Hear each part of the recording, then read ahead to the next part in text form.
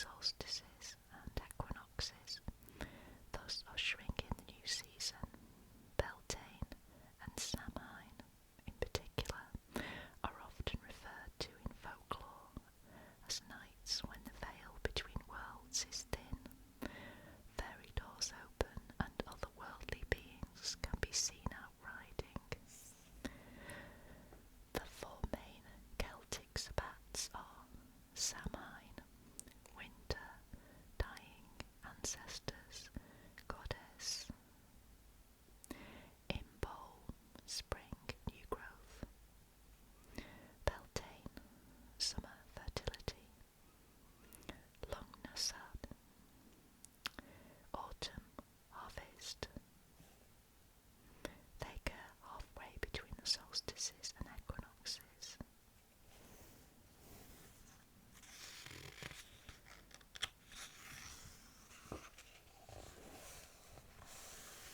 Creation. Ancient myths to explain the creation of the earth exist worldwide, and indigenous cultures developed their own interpretations of how the landscape and its features came into being. In British folklore, an ancient race of giants formed the landscape before the advent of human beings.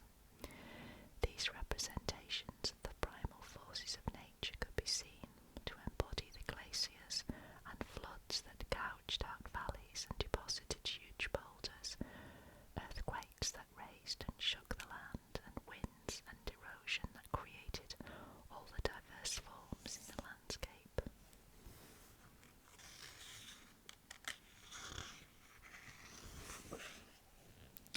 Giants.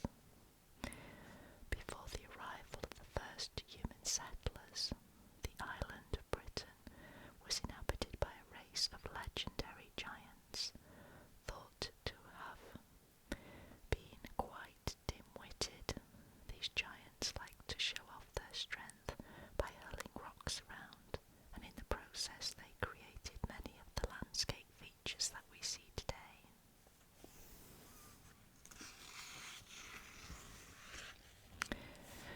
Songlines or mythic roots.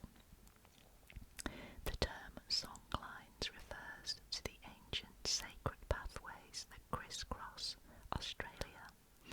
They came into being in the dream time when the ancestral spirits of indigenous Australians created life and formed the landscape. The course of these tracks, taken in landscape features and sacred locations, was passed down in songs and stories that served to reinforce cultural bonds and function as navigational and teaching aids.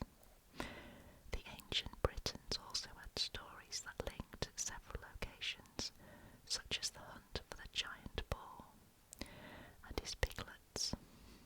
The pursuit took King Arthur and his men across the landscape of South Wales, stopping at many significant landscape features along the way. Mother Goddess. Female figurines found all over Europe from the Mesolithic period onwards are evidence of the most ancient religion in Europe, the cult of the Mother Goddess. To the ancient Celts, the Mother Goddess had many names, such as Anu, Danu or Anine.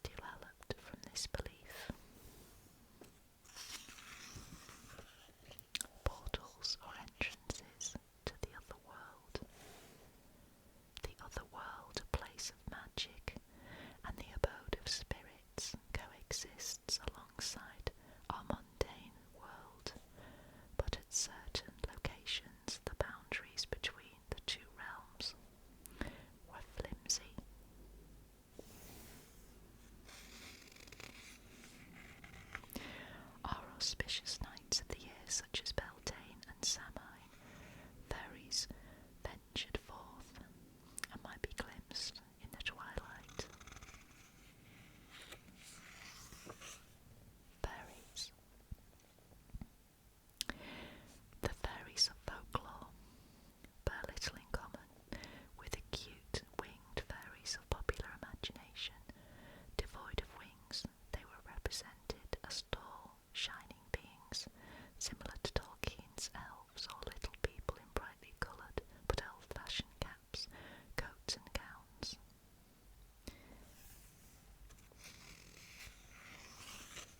Pixies and Piskies. Pixies are a race of supernatural beings with strong cults in Devon and Cornwall, where they are more commonly referred to as piskies. Although similar to their fairy cousins, they are a distinct race, and once did battle against the fairies at Buckland, St Mary, Somerset. The River Parrett marks the border between the two warring factions. Mermaids and ocean spirits. Legendary mermaids, more usually associated with the western coast of the British Isles, are depicted as beautiful young women with long flowing hair and fishy tails, often like a salmon's but without scales. They might also appear in inland pools thought to be connected to the sea by underground tunnels. Water spirits of rivers, lakes and springs. In myth and legend, fresh water has long been the realm of female spirits. For the Romans, the water nymphs, who inhabited sacred springs, must be propitiated with offerings placed into the waters. The Celts too followed a similar practice, as evidenced by the huge number of votive offerings found in springs and pools. Hobs, brownies and other household spirits. Belief in household spirits, once common worldwide, led people establishing new dwellings to make offerings or sacrifices, which then continued on a regular basis to ensure good luck and prosperity.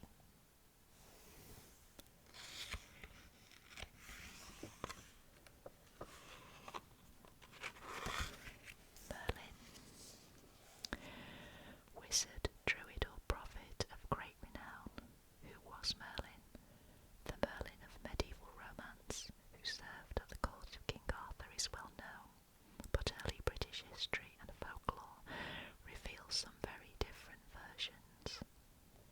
Originally, Merlin was a figure from Brythonic Celtic mythology and known as Merdin. In what is now the Scottish Borders region, he became Midrin, Willet, Merlin the Wild, after being on the losing side of the battle of Ardern near Arthurst.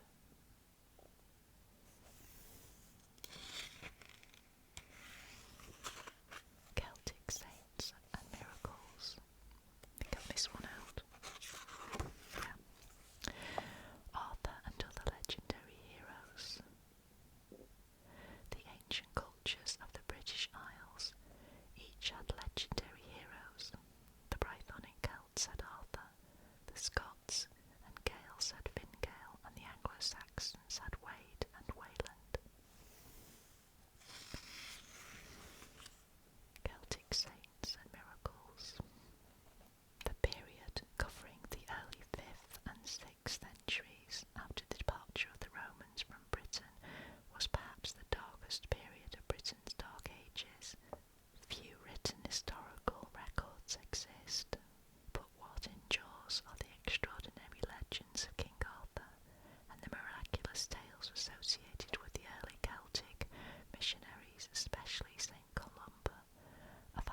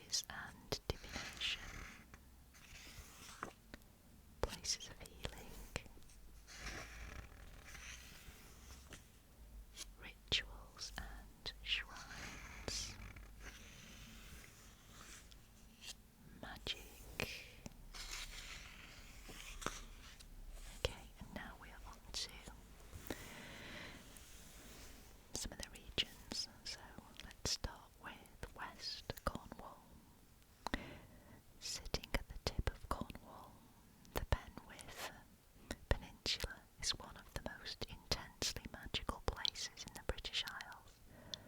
Lake Dartmoor and Bodmin Moor.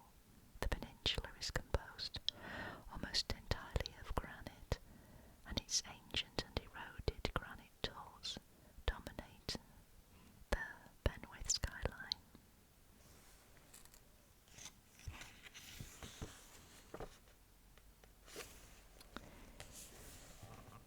So, let's see.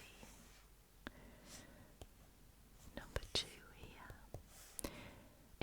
is, I'm not sure I'm going to be able to pronounce this very well, but we'll give it a go. Boscawen Stone Circle, Crows and Ra. So, let's see what it says about this. The 19 stones of this circle are, according to legend, the petrified forms of young women who were turned to stone while dancing on the Sabbath. Reached by a narrow trackway, the circle is contained within a network of small fields and high hedgerows, and uniquely has a central stone set at a sharp angle. The trackway is said to be an ancient processional route of the Druids who performed rituals at Boscawen. One of the few stone circles in the country with a recorded history, it was mentioned in the Welsh triads as one of the 3 British Gorseds, bardic or druidic meeting places. Step back in time and follow in the footsteps of the Druids as you take the ancient track to the stone circle, hidden within a hedged enclosure.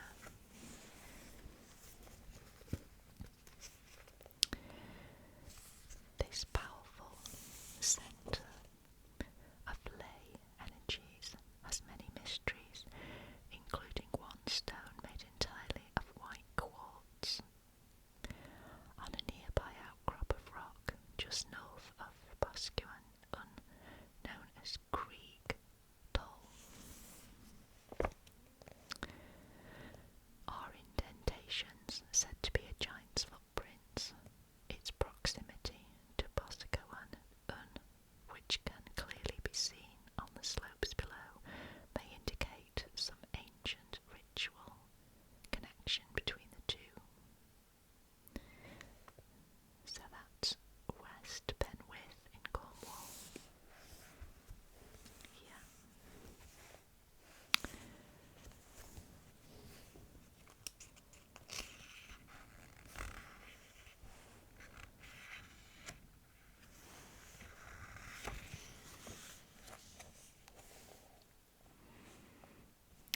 Number 7 here is Gwenap Head, Porthgwara.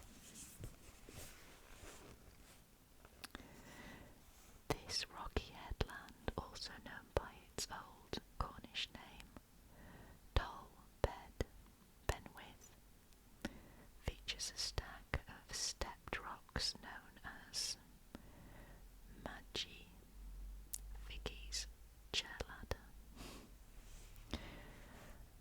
Having climbed to the top, a legendary witch of the same name would launch herself into the air on a broomstick fashioned from a stem of ragwort. From her rocky perch, Magi Vicky could also summon up storms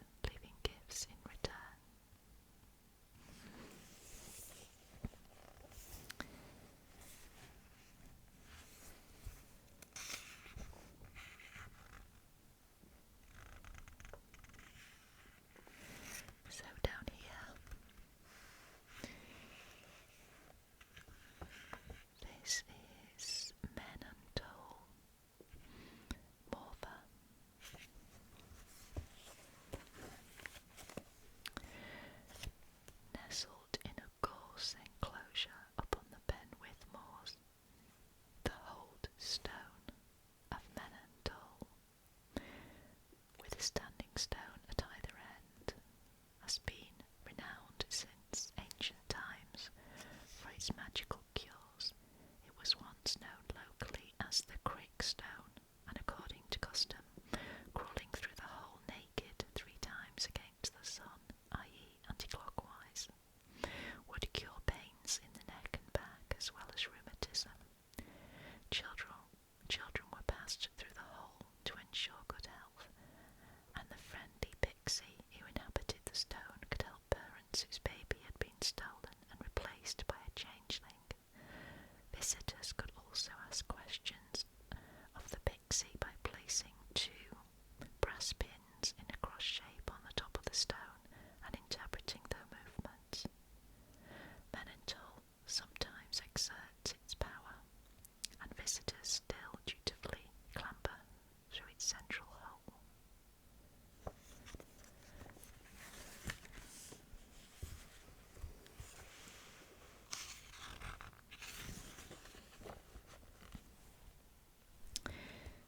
So this is Merry Maiden's Stone Circle at Lamorna.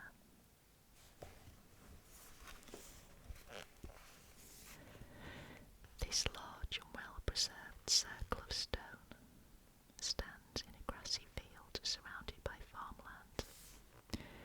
These fun-loving merry maidens were turned to stone while dancing on the Sabbath, as were the musicians who accompanied them, then tried to flee the scene. The 2 huge stones nearby are the pipers,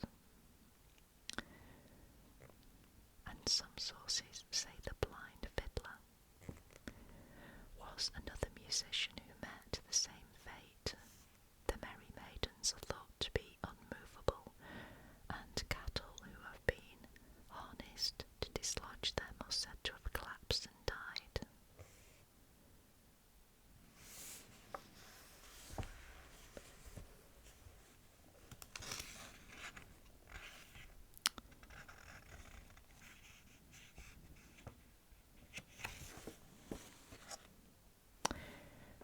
This is St. Michael's Mount at Marasayan.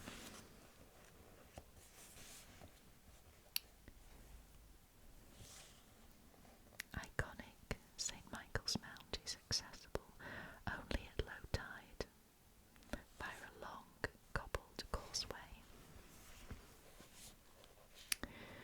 When the tide is high, like a mystical Isle of Avalon, it can only be reached by boat. Its conical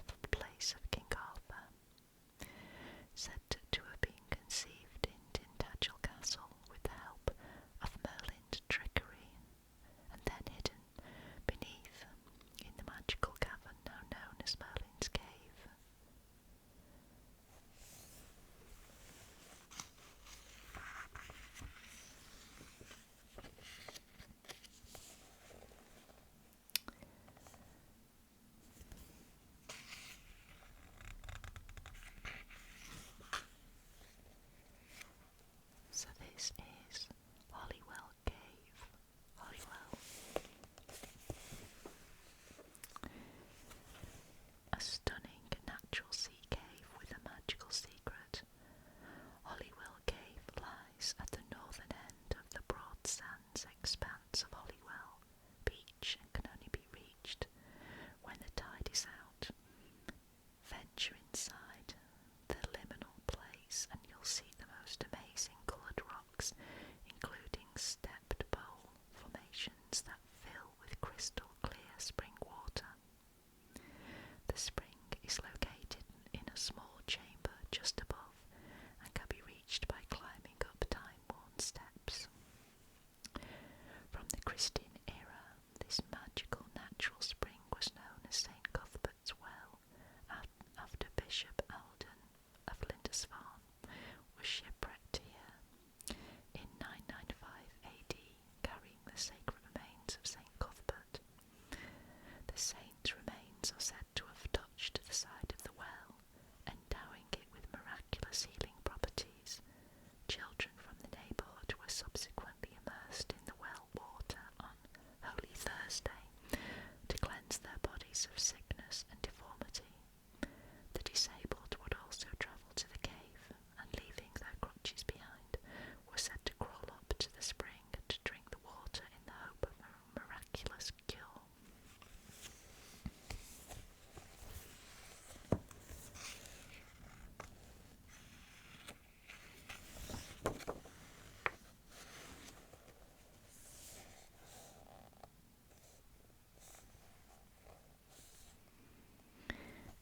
Number 10. This is Nine Maidens and St. Brioch Downs, St. Column Major. On the summer of St. Brioch Downs, in a landscape with other Bronze Age monuments, is Cornwall's largest and heaviest standing stone, the 3-metre tall grey shale St. Brioch monolith, with white feldspar veins, also known as Menkerte or the long stone.